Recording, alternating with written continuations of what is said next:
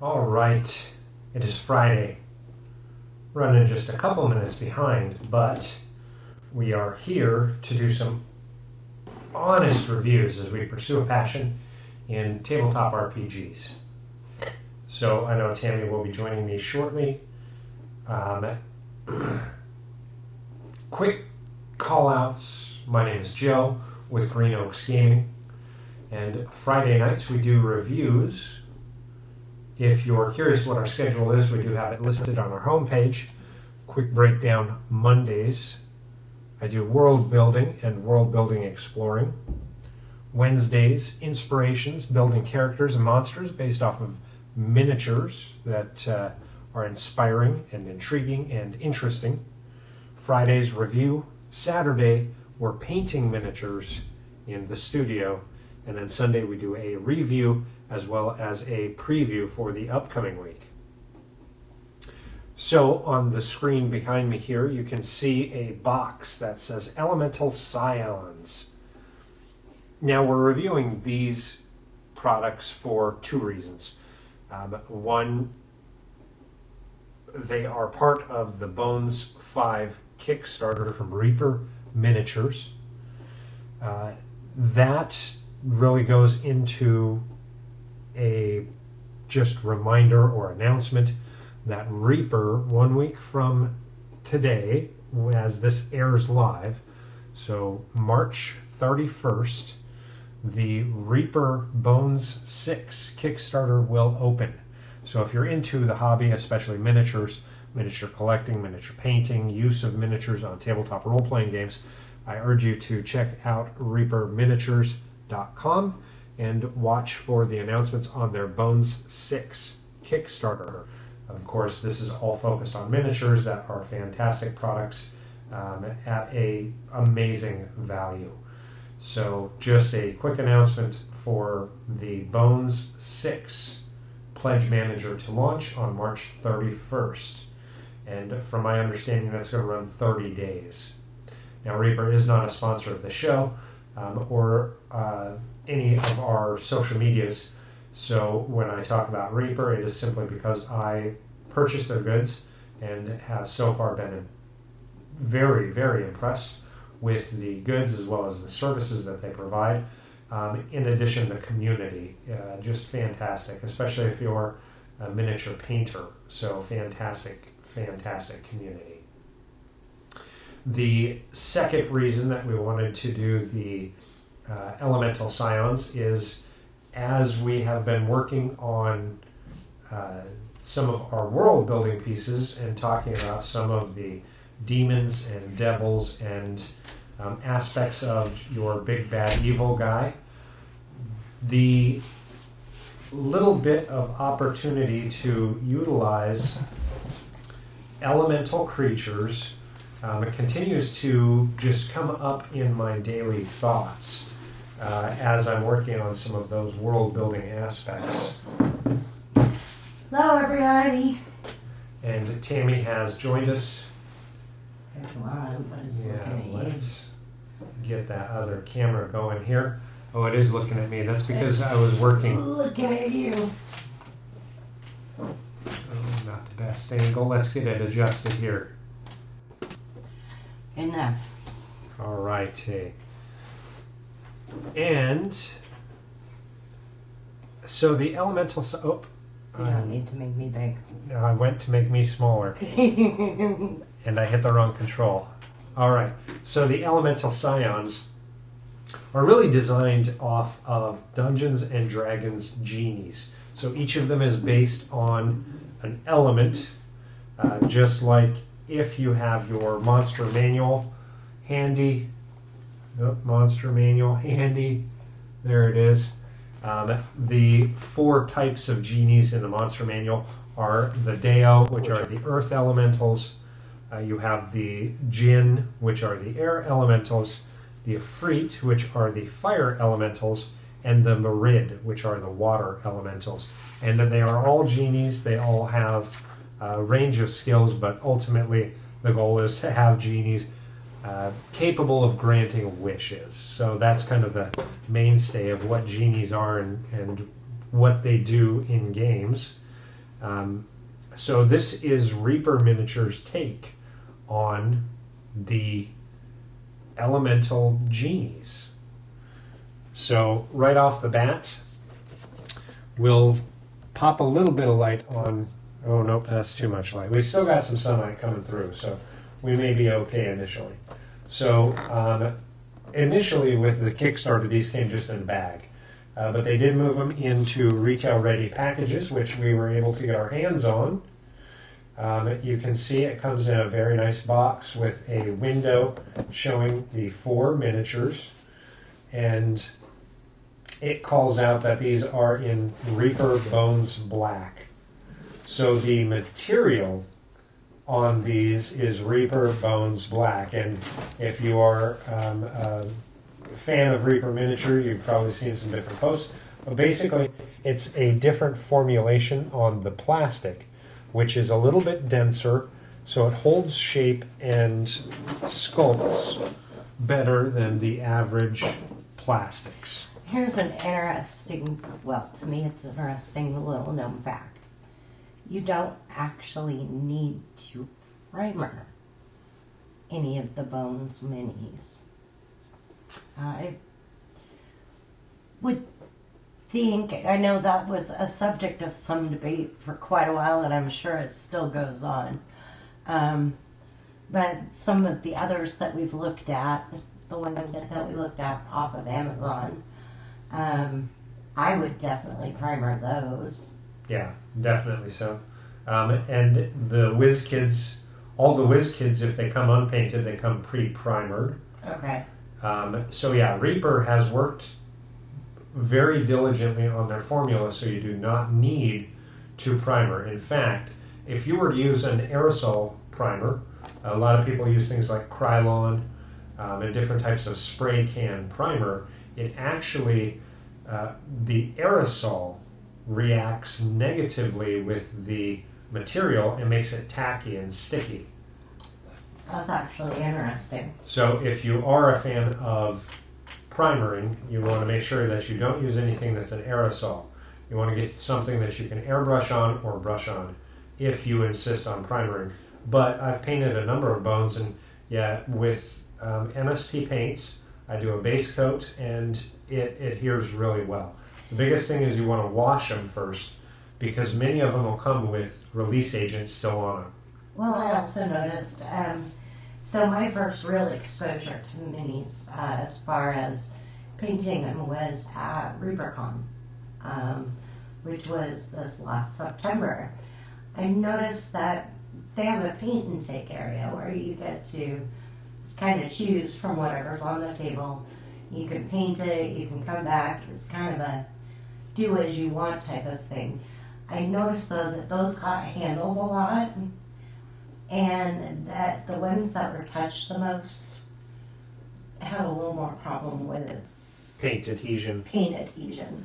Yeah, because your fingers do have the naturally secreted oils in them. So if you finger the miniature, yeah, absolutely, you'll leave some of those oils behind, so your paint won't adhere to the material. It's just like trying to paint after dipping something in vegetable oil. So as opposed to primering it, just washing it to get your hand oils off, you have a holder that you use for yours. It's right there. Yes, so handles can be very beneficial so that you're not touching the miniature. That way, as you're having to maneuver it around, you got all full range of motion, and you never have to touch the miniature while you're painting it. Sorry, I No, you're had to good. throw that in there because, like I said, I have noticed with some that you do have to primer them, and like I said, I know it's a debate that goes on and on and on and on, and that the bones definitely don't need to be primered.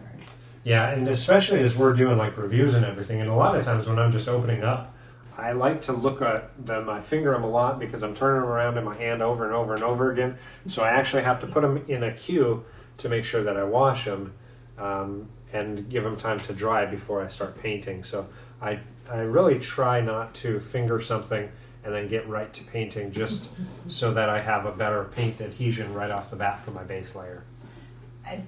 That being said, I finger all of them. I have to touch them. And if you do that, one thing you can do is if you get to a point where you're either taking a break or changing paint colors or anything, you can do a quick matte seal, and that way it's going to protect the paint. So then you're not rubbing paint off, because that's another thing that can happen if you're fingering and holding the miniature. You can actually rub the paint off. As I finger miniatures. I was just going to say, as he touches and plays with. They're in the queue to wash. All right, so the Elemental Scions, you can see here in the box, it does have, the retail boxes are great because they have painted versions of the miniatures on there to give you just an idea. And it tells you that the designer is Izzy Talon, who does a lot of artwork for Reaper. These were sculpted by Bobby Jackson and Jason Wiebe.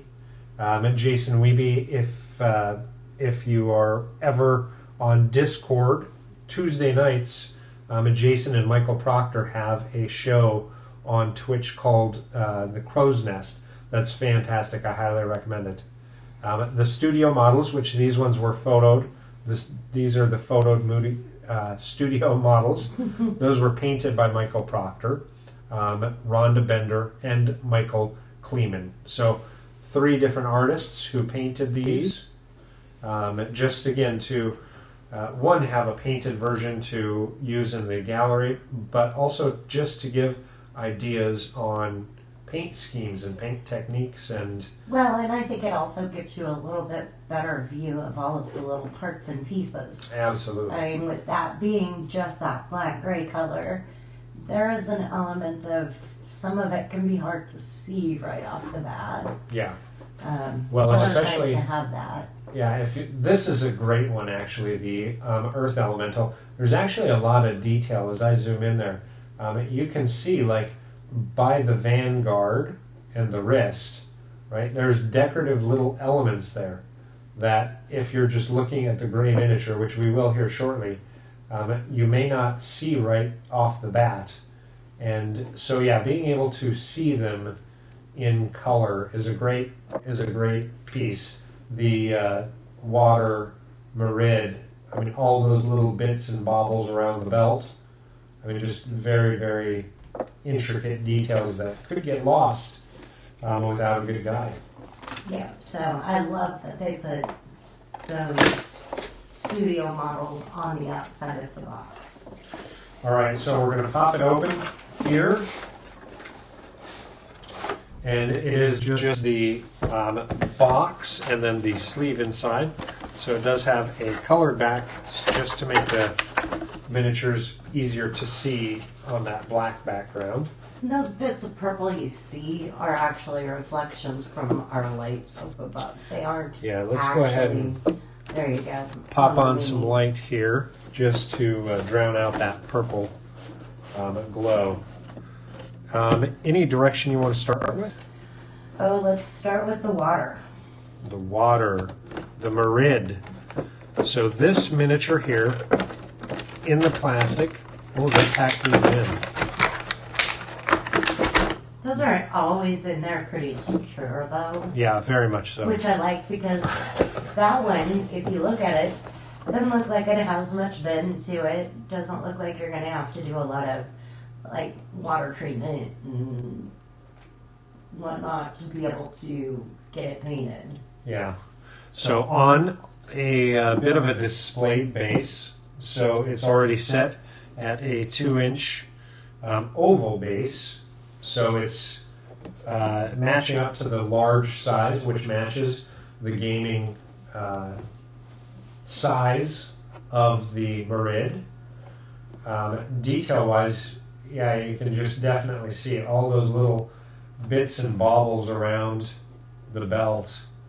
Yeah, and that's definitely where I love having that picture as even just the guide to see where some of that detail is. And I'm looking to see, I did find the mold line, but it's actually So right there, yeah, is the mold line. It's actually extremely small, so cleanup on this, it looks like it's not going to be bad at all. The lower half is, at first I thought it was like octopus, but it looks more like bubbled water jet, which is kind of different, unique. Yeah, definitely. And how did he paint it? So let's see. So that one does have just blue kind of water effect. Okay, yeah. To it with lighter blue bubbles. Bubble. Just there again, really hard to tell for sure because you're right. It did look like an octopus to me. Yeah. But yeah, what a gnarly Merid. And I've used Merids a couple of times in a game. I have a campaign that has a Merid that's kind of featured in it. And really cool villain to use because they are greedy. They think they're smarter than everybody. They think everybody is there to serve them. So a really good villain to use. Especially if you're doing elemental campaigns. I know people like that. So Can that's I name it? That's the Merid. All right, let's go with fire next. Fire. So this is the Ifrit. Here, I can hold those. And so on the box there is your Ifrit. Trying to get it to where it doesn't have a big sheen. So there is your Ifrit. There is your miniature. So real quick, just a size comparison. So there's a standard 28 millimeter versus the Elemental Scion. So definitely a large scale miniature. So when you're looking at that in the book, I mean, is that scale somewhat comparable to what they would be in relation to a regular? Yeah, because these are, so they're all elementals and they are large. They're considered large for Dungeons and Dragons 5th edition. So definitely, when we put it on the scale, we want to see 2 inch by 2 inch basically.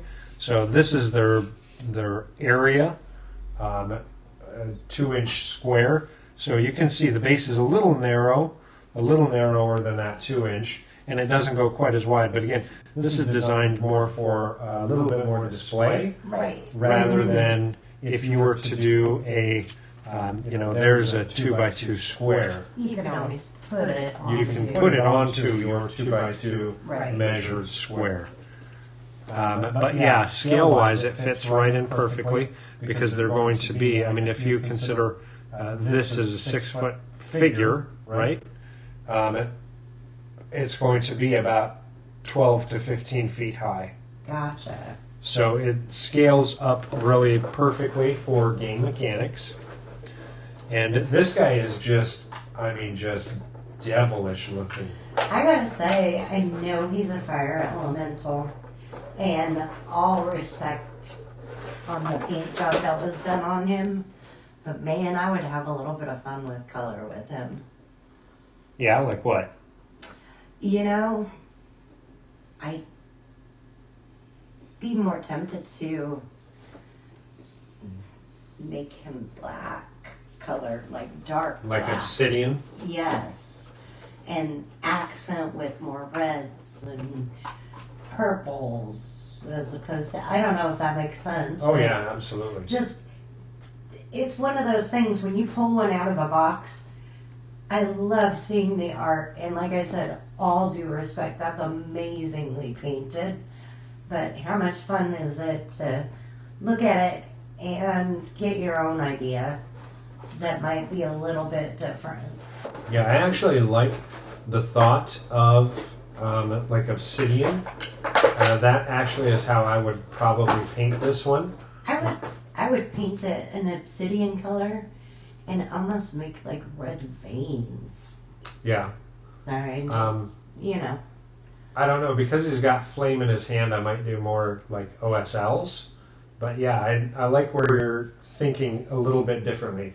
Because one thing that I'm big on, especially you should be able to tell from my Wednesday show, is how to customize and make the monsters your own. So that you avoid metagaming or players who metagame, but you also are able to tie in to your story a little bit better. So if this is an Efree who is very obsidian skinned and everything, is he maybe shunned by other Jinn?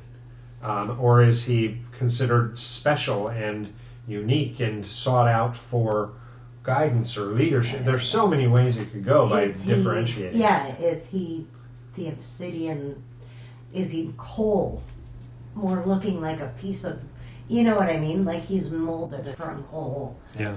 Gives you that element of he comes from down below the ground, which gives you the thought of evil, which, do you see where I'm trying to... So one thing I'll say is, you can see on the sword there's a lot of plastic, especially like older bones, that would be bent all to heck. You can see how straight. Yeah, actually... I mean, the Bones USA, the rigidity of it is really, really good. I mean, very, very good. Now you do have to be careful of snapping or things like that. You don't want to bend too much or twist. But, I mean, it's held its shape really, really well. And he's got, I mean, just beautiful, beautiful detail. Yeah. Right? Look at his face. Look at his hands. Look at those scales. Yeah. Or the armor. It just, this is a super, super beautifully detailed piece. Yeah. There again, you can see that little bit of mold line that goes down the leg. I always look for a mold line because that's going to tell you how easy it is to clean up. If you have a large offset, it's going to be more challenging. So there again, this is a very minute variation in that mold line. So it's going to be super easy to clean up. And just a little bit of scaling, and it's one thing with Reaper that I notice a lot is that they do such a good job of really nice, clean molds. And... Yeah. All right, here's where we're going next. All right, with the Deo.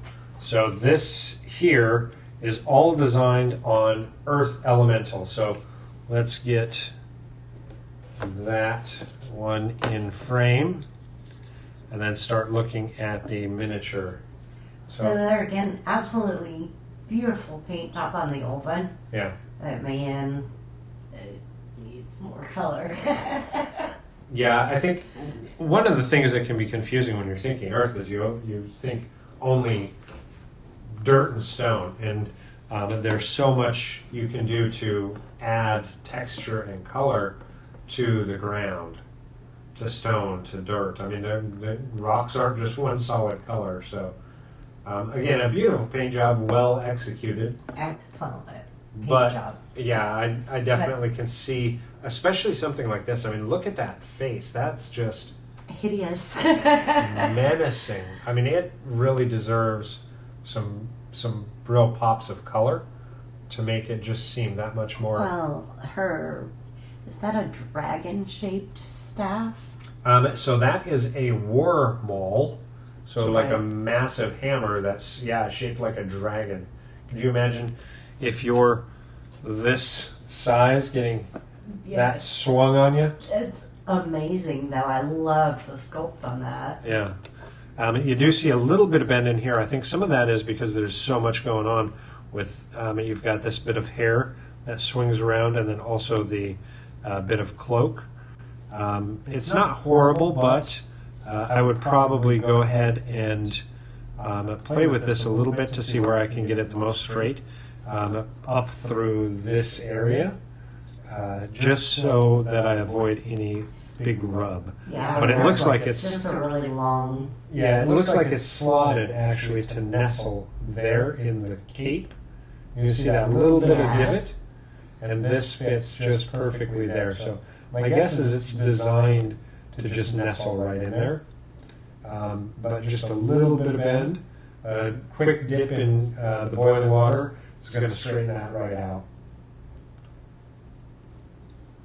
But yeah, that's. I mean, I do love that it's got almost like the banded and scale style armor. Very much so, yeah. I mean, if you look at the little bits of wear on the cloth, I mean, just a lot of detail. That braid coming out the back, the horns kind of upswept and yeah, almost legend-like. Not quite as massive or big as what you would see on Legend, but you know, just very evocative of it. Yeah. There you can see the little mold line again, just nothing really there. Quick scrape on that, and your mold line is gone. And then there's so much detail that you lose it once you get into that upper area. But yeah, she is wicked, and I do like that they didn't make it just snake-like, because so many of the Deo, that's all they do. They put a snake head on a body. Gotcha. And this definitely feels more humanoid to me. More of a developed character. Yeah, absolutely gorgeous. This one is going to be fun to paint, just because it is so unique and different. Now, I actually think this one might be my favorite. And I think that this is because it does call to mind a genie. Yeah, so the Jinn. So if you were doing an Aladdin, it would be blue, right? Here they've painted it with more flesh tones and kind of smoke-colored base. But the big turban, the large scimitar, look is he at the air? sculpt. He is air, so Okay. they are basically air elemental.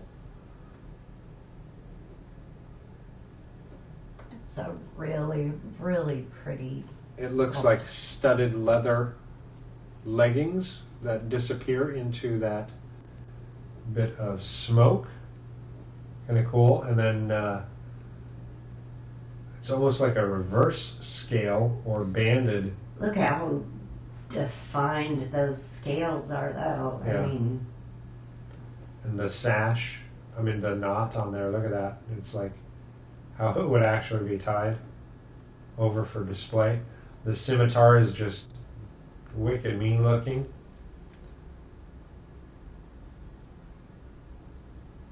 yeah, does this give you ideas, evoke ideas for you? Yeah, there again, I would probably go with a little more a blue tint, just because it's a little more classic. I would go really weird with it and probably go gray. Yeah, I would. I like for his skin, like almost a super light gray. Just, yeah. yeah. One of the challenges with air is how do you paint air? Yeah. Do you go cloud? Do you go sky? Do you go? There's so many directions. And you could I go. would do cloud. Because yeah, you could go like storm cloud colors with edgings all the way up to white, even pure white, and really have it still be evocative of air. Oh, I would, and it's just me, like I said, pretty random, but I would really hit a sunny day cloud. So just the hints of gray, the hints of white for like hair and skin maybe. Mm-hmm. And then I would pop the heck out of the color elsewhere. Yeah, which I think they did really well in the Yes. in the art with those bright reds and blues and the non-metallic metal golds. Yeah. The non-metallic silvers, the gems in those reds. Yeah, a lot of opportunity to really bring in and drive some color. This one really excels where the other one lacked in that aspect. And again, your scale is still set for that large. So when you put this on the table against your party, I mean, they don't view it as the small genie in the lamp. I mean, this is the Jinn. All of the elemental scions are just massive friend or foe, however the encounter goes, but they are not something small to be trifled with. The scimitar is longer Yeah, then, than yep, that'd be a great sword That'd be bigger than a great sword. Yeah, that's definitely. And again, if you look at that, as far as like straightness, you've got just a very slight curve on this scimitar, but it's so slight that you don't even really notice it. You could really easily not even have to do a dip in the boiling water. And I do like how all of them have these little bits on their belts and hanging off their vests and everything. So potions and scroll cases and gemmed objects. It really brings in the treasure that the genies would carry and would have. So that would help you assign some treasure to them as creatures as well. That's, I got my models going crazy there. So the elemental scions, we've got fire, air, water, and earth. Massive, massive miniatures. Well, those squares that they're on are an inch. Yeah, 1 inch squares. So you're looking at what, a little over 3 inches tall. Yeah, almost. I think one of them is going to be 4 inches. Yeah, your earth one is going to be 4 inches tall. The rest of them are almost 4, so 3.5 to 3 3/4. Just over 3, I guess, 3 1/4 to 3 3/4. But yeah, massive, and the weight on them, the weight is really good because they're not going to tip over on your table as you're popping these and moving them around the map. They've got enough weight to them in this Bones Black material that even with some jarring, they're not going to like super easily. They're not going to super easily tip over. So the one thing I would question with that's the weight, because the weight is definitely pretty substantial. How's it going to be on your on the handle? Yeah. You definitely will need to either use some real strong blue tack or actually super glue it to the bottle lid and then freeze it before you pop it off.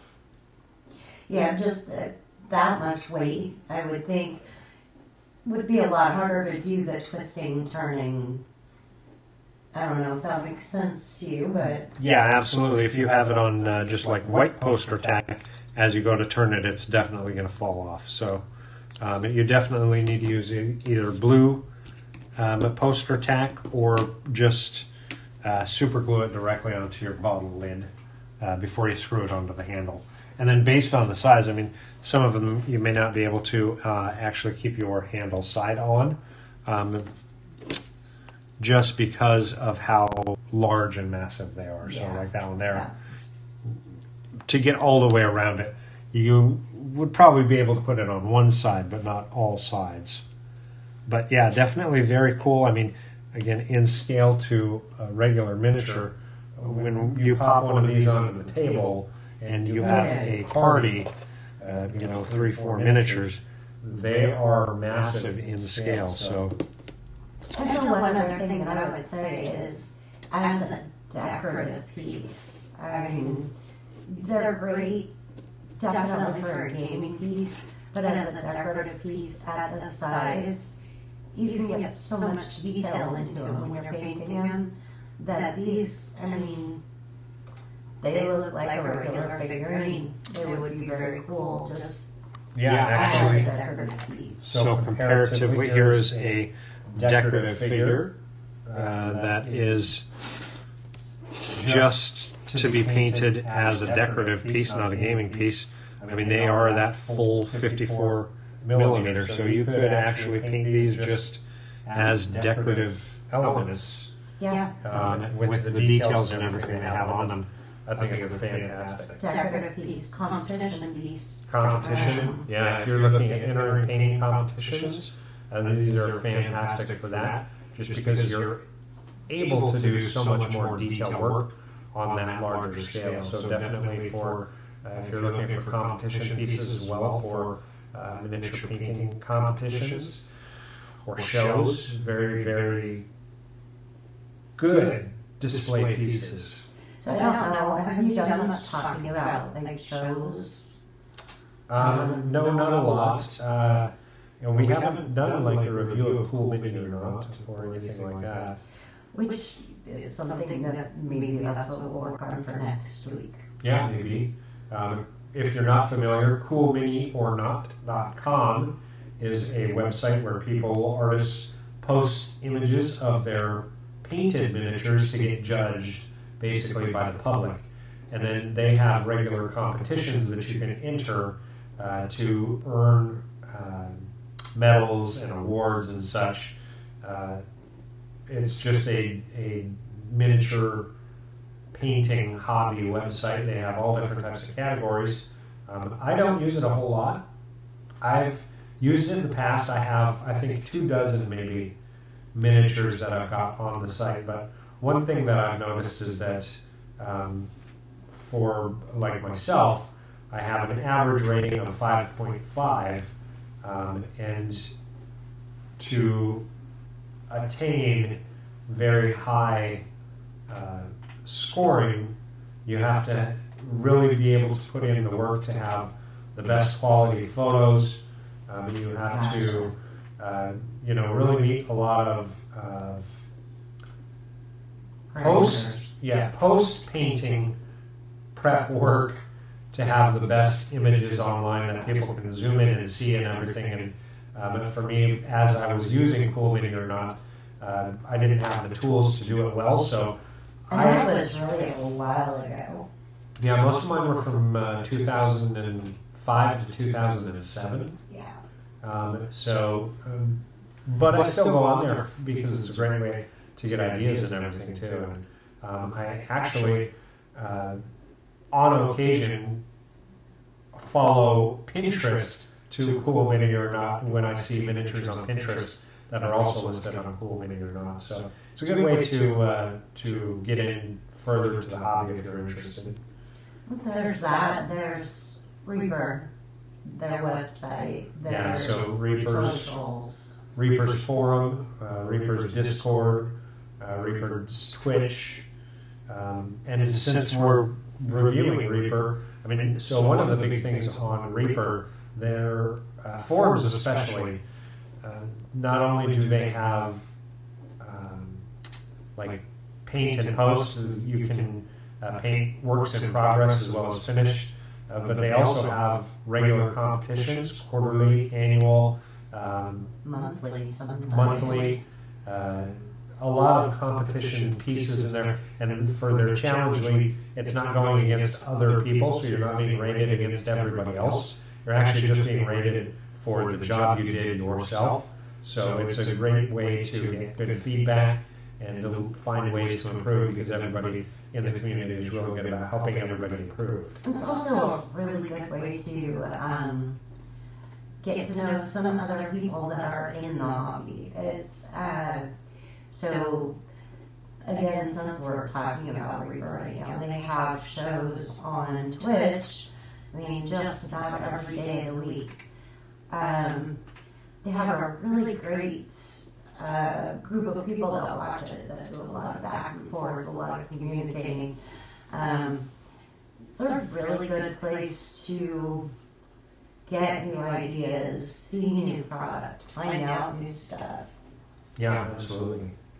So overall, for the elemental scions, let's go ahead and start popping them back in there. I would definitely say for these miniatures, I would rate these at easily a 10 out of 10. Now, these, honestly, these were price point wise. I am not positive. I don't remember how much we paid for them. Just because we didn't actually buy them during the Kickstarter. Right. We bought them while we were at ReaperCon. And I may have had a shopping problem. Or Enabler. That's an or enabler. depending on how you look at it. So I don't know exactly how much we paid for them. For the quality that you're getting, though, for the weight, for the durability, for just kind of the overall package, I think they're amazing. So on reaperminiatures.com right now, these are listed for $29.99. They do have them in stock, and you can see this is exactly what we purchased. So $30 for 4 miniatures that are 54 millimeter. Which is an excellent price. Yeah, that is actually an extremely good price. For $30, that is a heck of a price. And you can see they are still in the Bones Black. So exactly what we've got here, $30. I think because we're at ReaperCon, we got a $5 discount or something. We got Right. When they first launched the retail at ReaperCon, they had a little bit of a discount, but $30. I'm actually surprised on that. I really would have thought they would have been 45. Yeah, roughly, because you're looking at least a good $12, $13 per 54 millimeter mini. Yeah. And that's based just off of Amazon and Reaper for what I've seen. Yeah. Now, I don't know, did you touch much on what the Bone 5 thing was? And so we're talking about pricing, we're talking about getting these at RiverCon, but I don't know if everybody is familiar or not with the Kickstarters. And I know that there's another one coming up really soon, and that those prices are amazing. But I know you have a lot more. I know you know a lot more. I know they have chibies, and I like the chibies. So the Bones 6 is going to be very different from the Bones 5. So it is a limited run time, where Bones 5 just kept growing and growing and growing. It was a massive, huge piece. Once, depending on how much you purchased, I think we figured out the miniatures were costing 86 cents a piece. Yeah. So 86 cents a piece for miniatures. So it was extremely cheap pricing. But really and just even a little bit more. So that is coming up next week, right? Yeah. And the process with that is that You make a pledge. you make a pledge, but you can pledge as little as $1. Right. To be a backer. To get in and be a backer. You can pledge $1. And then shop at your leisure. And then shop at your leisure. You can pledge $500, and then you get to decide how you spend it. So you'll start with the core set. That's like the first offering. And then the more money they raise, the more options and the more miniatures get added to the core set, the more expansion packs, which this was considered in the Kickstarter an expansion pack, an option that you could purchase separately. In the pledge manager, I want to say this was It was $15 for these four. So you can see that was half price of what it is now. So definitely a good value for miniatures. Yeah, and their core set, I don't remember. It was, how many minis was that core set? Well, it grew twice. I know. It started out with 50 miniatures, but it grew twice. I don't remember the exact number. And it was 125. Yeah, 125 for the core set. And you get that many minis. Yeah, so I mean, it is beyond mind blowing, and there are a lot of options that get added on. There's also, what's the other thing so they have expansions? they have expansions, they have options, and they have encounters. And those are all added by pledges. Right. The higher the pledge amount, total amount comes, the more unlock. So like our Mandatory Pass, that was a encounter that unlocked when they hit a certain dollar amount. Okay. That you could add that as I want to spend my pledge, whether it's $1, 500, however much you pledge. This is what I want to use that money for. But they need to earn it to get those unlocked. You don't have to pledge for everything you're going to buy. You can if you want to do it up front. You just have to have some kind of a pledge above $1, right? Right, $1 or more. And then same prices, you can shop and do whatever. Right. Or if you give yourself a limit, which I'm really bad at, you give you $500 and that's it. That's all you get. Right. Okay. Yeah. So overall, I rate these bad boys a 10. I definitely do. I think they're really cool. I think for paintability, they're just great. If you're into miniature painting, I think they're huge. Just great pieces to paint to be able to use for display, for competitions, for things like that. For gaming, I also say, whether you're looking at high-level gameplay where you're going into the different elemental planes, or you're looking at throwing in those kind of big encounter pieces where your characters either have to, really do some fast talking to get out of danger, or possibly to get clues, to continue adventuring, or fight, really challenging encounters. Elementals, Scions, I think, are great options for that, because most players don't think that they're going to have these types of encounters. And when you pop these on the desk or on the table as an encounter piece, and it really steps that bar up. So I definitely rate them very high out of 10. I definitely say that they earn my stamp of approval. I'm super happy that we got them. I'm actually really looking forward to painting them. I've thought about it, but we've wanted to wait to open the box until we can do a review on it. So now that we've gotten a review, I can start working on painting. I don't know which one I'm going to go with first, because a big part of me wants to do the water elemental, because my challenge for this year is to do more colors, and I think with water, with a water elemental, you can do colors that I don't normally do. However, the gin I use the most in game, so it would be great to have something that I've got on the shelf ready to pull off when I need it. So we are going to do something a little unusual here. Oh. All right. Hard to see. That, if you can see, is the shelf. It's 4 foot by 4 foot, and it is full of miniatures. Yeah, got a lot to paint. So we'll see if you get those done soon.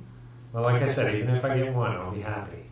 I don't know which one, because I do like the idea on the Afraid doing an obsidian, doing like an obsidian skin tone. I just think it would be really cool. And I do kind of want to challenge myself with that earth elemental and look at how I can make that look different from the painted version. Yeah. So, like I said, I'll probably would go with the gin first, or the Merid. One of those two, most likely. But we'll see. Maybe I'll number them and roll a d4 when I get ready to do. I'm going to clear off a couple that are on my desk right now. And then one of these 4 is going to get in line. So it would be, let's see, 1, 2, 3, 4, 5. It'll be the 6. I've got 5 in front of it. So either that, or I'll just pull it out and say, this is the one you're doing. Yeah. But that means it's a great plug for Saturday in the studio, raw painting, really just bringing it to life. If I can find some good opportunity to engage with people in chat, that helps keep me focused, keep me at the table, keep the brush going and flowing. So make sure, give us a follow, and join me on Saturdays at 12 Central Standard Time to paint, and encourage me on so I can get through my shelf of shame and get these miniatures painted so I can use them painted on the table with my player characters' miniatures. And if you get a chance, definitely go check out Reaper Miniatures. Good people there. Great community. Definitely look into the Bone 6 launch, which will be happening next week. Great spot to get your hands on some really unique miniatures at really great prices. And it looks like we are able to give you back a few minutes of your night. We hope you have a fantastic Friday night, a fantastic weekend, and of course, make sure you're joining us on Saturday for painting. In the meantime, have a fantastic time going and checking out some of the other videos that we have on our VOD. If it's not in log in our Twitch, they are on our YouTube channel. So be sure to check out all our social medias. Give us that follow and help us grow. And we look forward to talking and engaging with you in the community even more. We hope this review was insightful, helpful, fun, entertaining, and actually useful. And definitely, for us not having sponsors or anything, you can definitely know that we'll give you the honest opinions from our perspective of a embedded nerd and an enabler. So it is all honest reviews. Hope you enjoyed. We'll see you next week and have a fantastic time until then. Bye-bye.